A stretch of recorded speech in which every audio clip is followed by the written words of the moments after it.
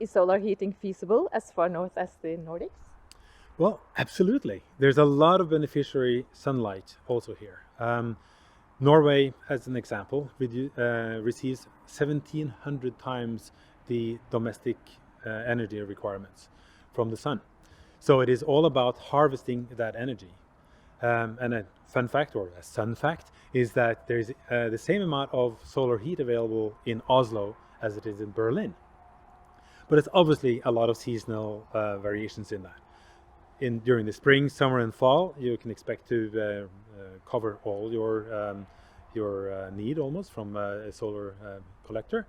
Whereas during the darker months of the year, you would have to have an additional source of your energy.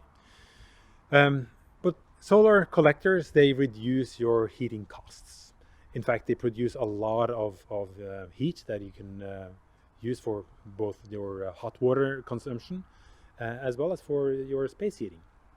As an example, a 1 square meter of a solar collector will collect between 300 and 500 kilowatt hours per square meter per year. Whereas an electric solar panel only produces about 100 to 170 kilowatt hours per year.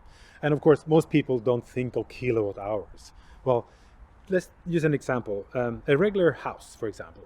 A regular house in Norway or in the Nordics, between 60 and 70% of your hot water or your consumption hot water can be covered with a solar collector. And the same thing for your space heating, maybe 30 to 40% of your space heating will be covered with the solar collector. So that is the fact of it. A solar collector will produce heat for decades. And as electric power, the cost of electric power increases, the comparison between a solar collector and just electric power will be more and more favorable for the solar collector. So a solar collector is beneficiary for your wallet as it is for the environment. That is how simple it is.